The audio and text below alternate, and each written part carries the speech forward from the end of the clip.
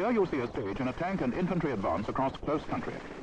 For clarity, the distances between bounds are shown on a much reduced scale. Preparations are being made for the final movement forward to the next bound, the hedge immediately ahead. At the moment, it is being brassed up with searching fire to see if it contains anything of a suspicious nature. This fire is carefully controlled. Visa ammunition in a tank is not unlimited. As there is no indication of the enemy, the infantry section that is going into the lead moves forward.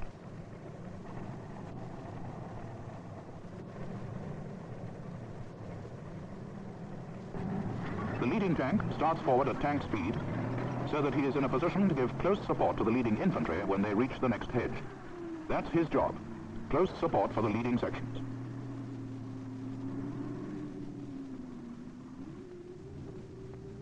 Back with the rear sections, these tanks support the leading tank. Here too, the troop leader and the platoon commander are in direct contact with each other. The bound is gained and secured, and all is ready for the other leg to close up.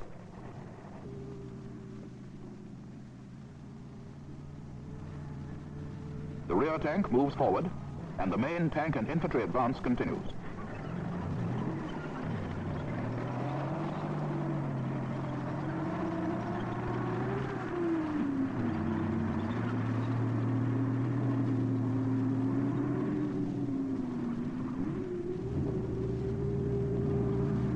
Note this rear tank.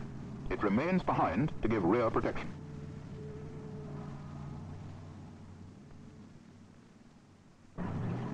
The same principles apply to a combined tank and infantry advance along a road.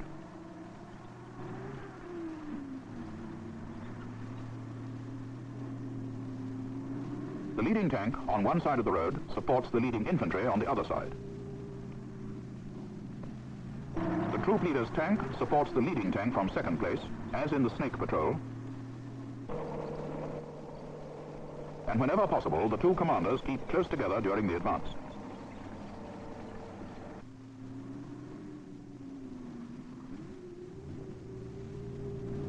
Infantry and tanks each advance at their own best speed.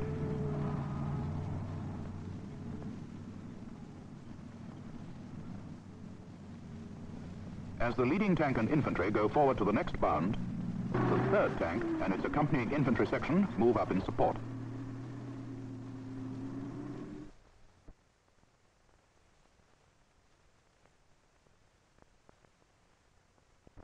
A defile is any natural or artificial feature which makes it necessary for a body of troops to narrow its front.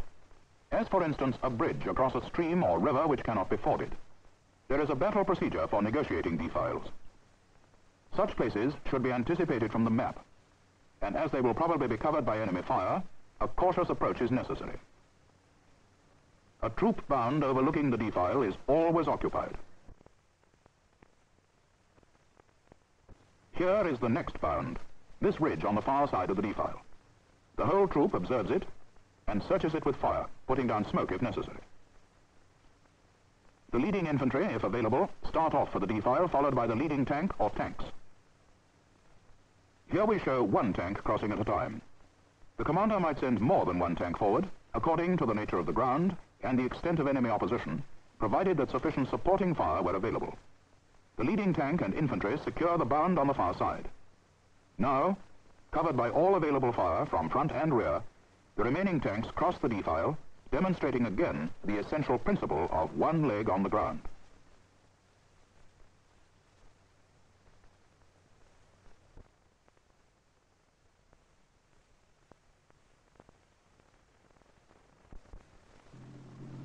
During the war, close support was necessary in the fighting in towns and villages.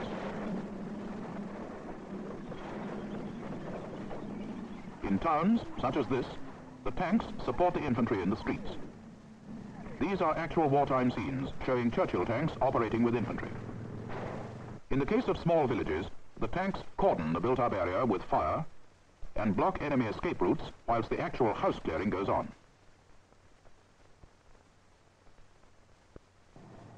Tanks will also assist the infantry in clearing outlying buildings with supporting fire. Tank supporting fire, quickly and accurately applied, will save casualties in the infantry. It must be controlled always by the troop leader. Correct, stop. Traverse left. Steady, on. Coex, go on.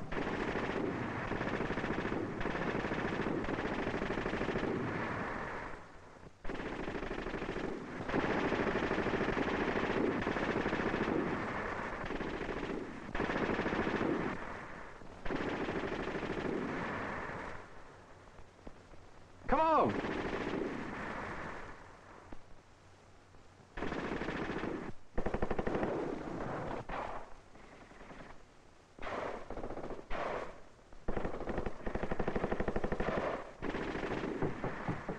In this case, a flag is the prearranged signal to the tank commander that the first house has been cleared. The tank switches fire again, and a second section of infantry assaults the second house, covered by their own fire as well as by the tank fire. As the operation progresses, it is most probable that the infantry will need some tanks with them among the houses to provide intimate support.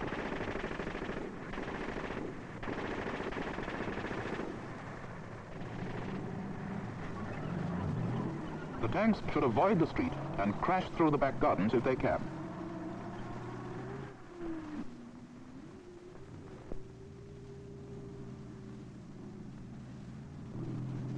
Hatches are kept closed against snipers and grenades.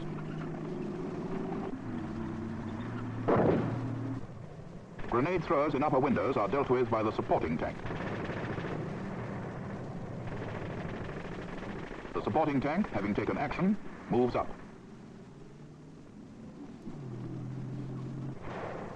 When tanks have to fight in the streets, support comes from the tank behind and on the opposite side.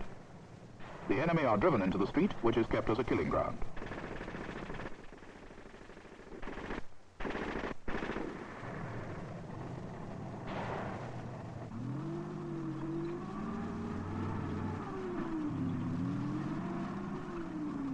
Further down the street, the tanks approach a crossroads. Street crossings are treated as troop bounds and are never crossed without examination of the streets on each side. This will be done by the infantry, who give the tanks the all clear.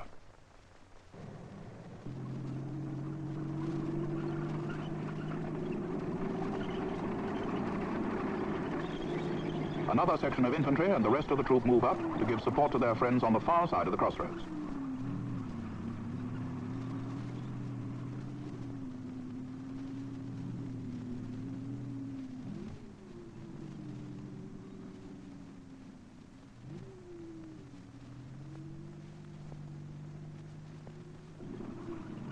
To sum up, tank cooperation with infantry follows the same basic pattern as tank cooperation with tank.